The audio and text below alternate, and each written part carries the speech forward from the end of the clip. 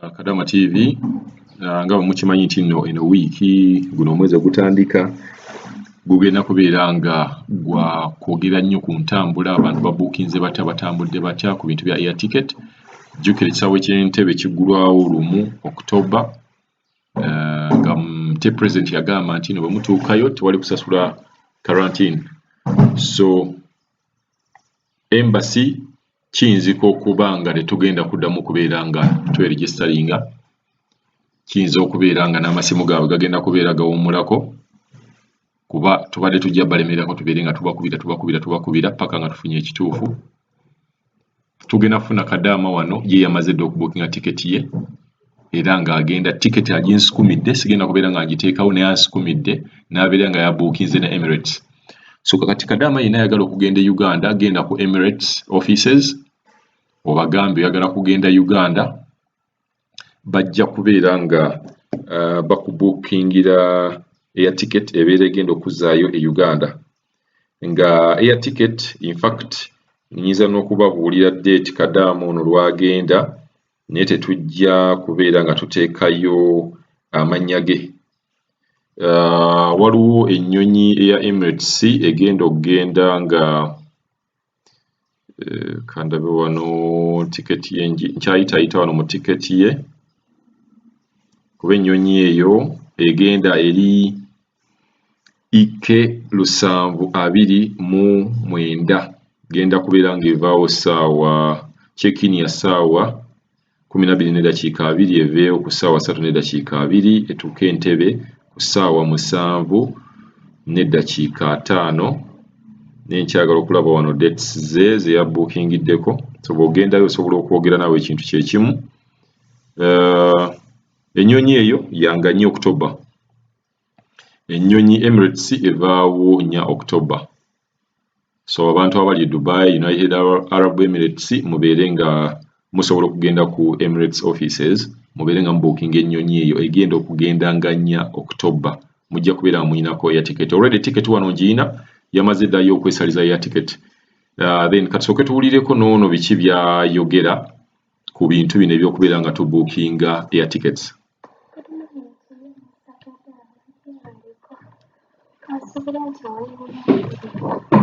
Kakati ngenda video about abaana eky'okugenda. Kiwuliriza nnyo ne kuwulira bapulizitansi abamu Uganda nga babeera batuukayo nga ba-updating about going home. Ng'abuuza do we still need to register with the embassy? Bagamba nti nedda, just book your ticket. Kakati abaana baba bakola kiri ekintu kimu, okay? Bati babimanyi. Bagambe bakama baabwe babatwale ku kampani za tours and travels, okay? Bababuukingire ticket. Buli mwana abeeringa efuluma mu October. Atuuke wali bamubuuze ensi mwalaga, era ensi mwalaga ennyonyi yakkirizibwa oyingira Uganda. Okitegeera. Abanga agenda kufuluma in the first week, then agende naawe obudde buno. Agende akole ki? Agende ku tours and travels, bagenda kumubuuza erinnya lyaliweeyo, bamubuuza ensi mwalaga, abagambe ne balakubuukinga tiketi ennyonyi egenda e Uganda. Bamubuuza ekika ky'ennyonyi ky'ayagala ogenderamu. Kati for example oli mu Dubai, oyagala kufulumira mu Fly Dubai oba Fly Emirates.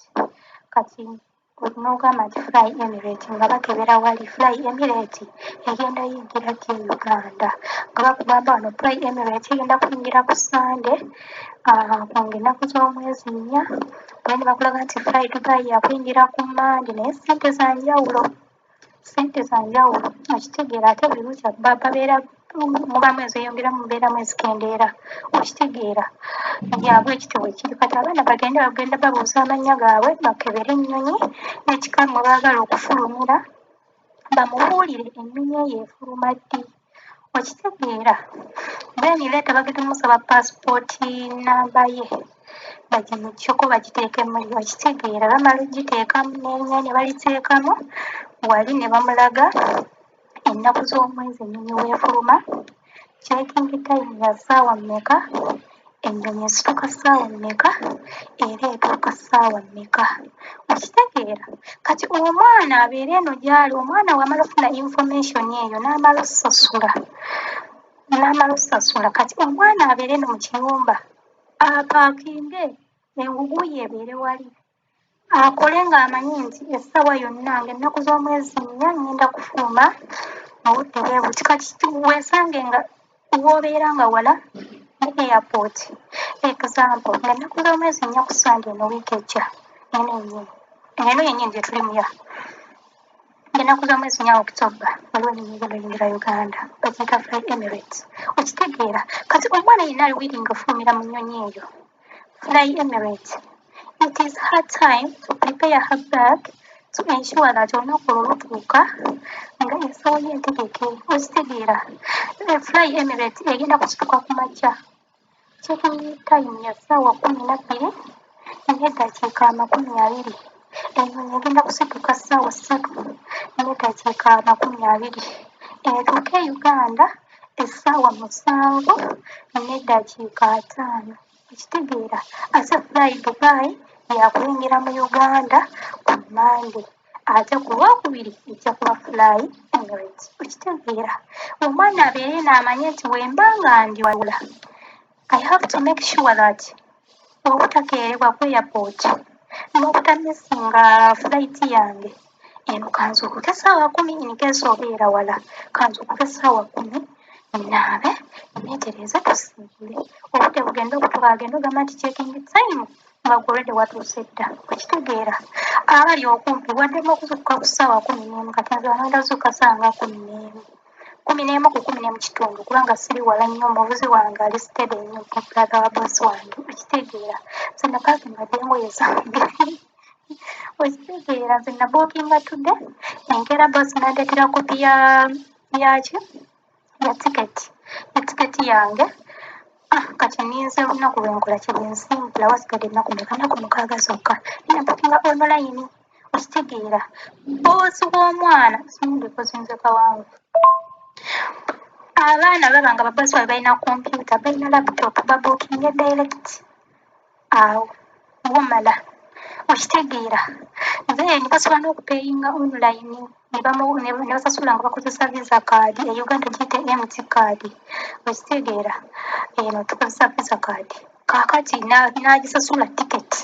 si ku byakutuuka eri mbw ate tewasasula ate ennyonyi ekulese mbw ate okitegeera olina okubeera steady kati ne babookinga wano online bayinza okozesa basobola okozesa kampani ya tours and travel oba ne babookinga online nga bakozesa kompyuta oba laptop okitegeera kati omwana n'amanya details zokka zonna okitegeera actually obuteemenya nnyo sigenda kuwanvuya nnyo era nga babeera bakyusiza ennyonyi bakuweereza message okitegeera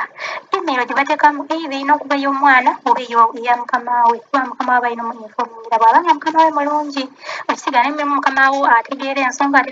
n'atakonfaminga so bwe nali neewandiisa nakozesa email ya muwala wa pesi wange kubanga twali fembi nga tubookinga okitegeera yakozesa email ye kati wamu updating eri ng'ekintu akiweereza ku ssimu yange kati nze nabookinga nga ngenda ndaga nti ngenda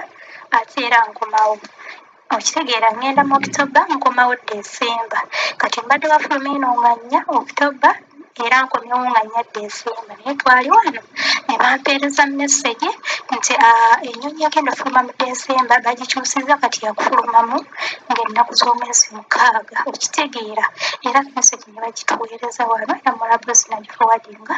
n'agimpeereza kugamba n'obeerawo ng'okola programs zo zonna naye ng'omanyidde lwosituka era ssaawa mmeka era bandagane ssaawa mmeka zengenda okuva e Uganda zenva eno baazimbuulira ne zennaaba eri era nazo baazimbuulira okay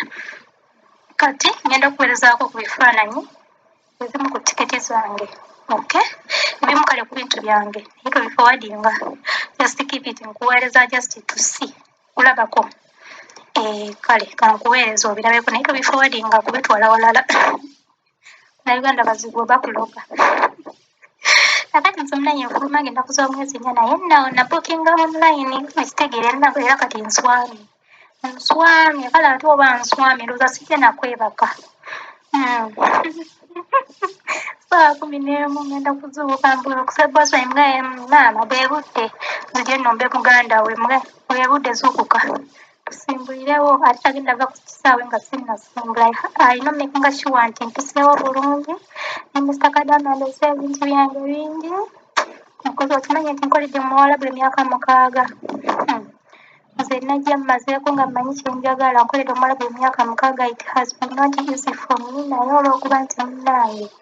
omuntu alina mission aba ne mission so ke kaseera nzireko ewaka nfunemu kalesiti so kano kalesiti nakabasaba nga nakusayiningawo eno contract empya okitegeera namanyi ebizibu byanditomera era nali nakamala osayininga bwengi ndabako biri wasaasaana oh my god ngamba wow mponye mbadde ngenda kubonaabona ya so kale munnange naye nakasabamu kaliifu nze nakibala olina okuba ng'olabira wala tolabira kumpi osooka nze nabagamba nebagamba ngenda kutuusa paasipooti bwe situusa paasipooti sigenda kufuluma Dubai ate wonna agenda kwembase bagenda basa ba miliyoni 6 munaazisasula musasulira ne tikeeti nga nzirayo oba musalewo kimu okundeka nengenda nempumula oba okungulira tikeeti n'okunsasulira foomu n'ennyingo za Uganda nebalaga nga kiyinza okukaluma kati nebakkiriza bambi ngende mpumule ne bambuuza obunawumula ebbanga kikuza emyezi 2 nze najeewa okitegeera kitevampa mateeka yeah they give me respect I respect them okitegeera nze nno ndi muntu atali mwangu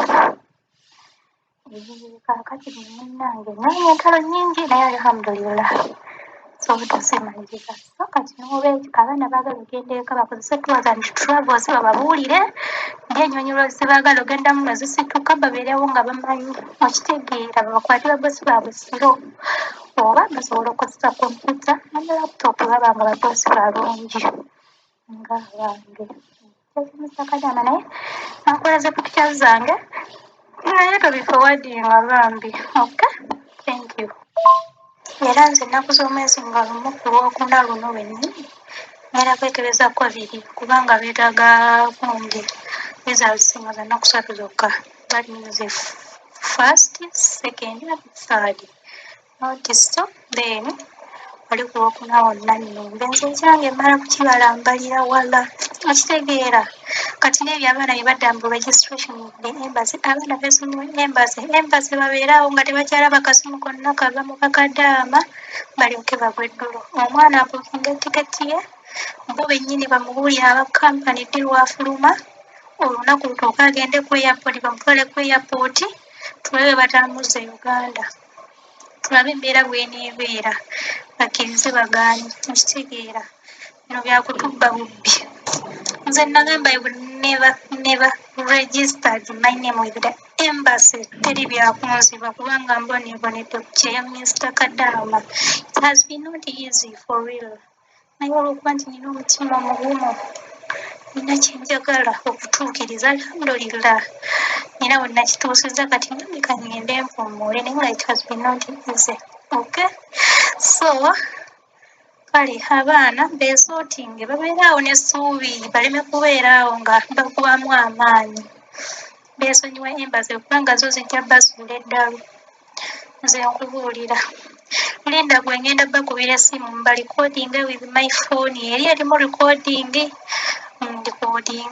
nkuweereze tuwulire bye banaatuddamu ngenda kuba begga bubezi sigenda bakubira mbu oba nina kyembeetaaga kubanga sina kyenneetaaga from them naye ngenda bakubira just kutegayo nkwaso mpulire kye bagenda okuŋŋamba nsinzidde wano Dubai munnange mempa ngaalidde emyaka gyange 6 kyekyo munnange naye nga nnya siyinza kulinda kuttako waffe ndowooza ne Uganda ngenda sanga baagisengula my god nze n'omutima gumu wasikiriza nti ngenda naye mukama waabuyinza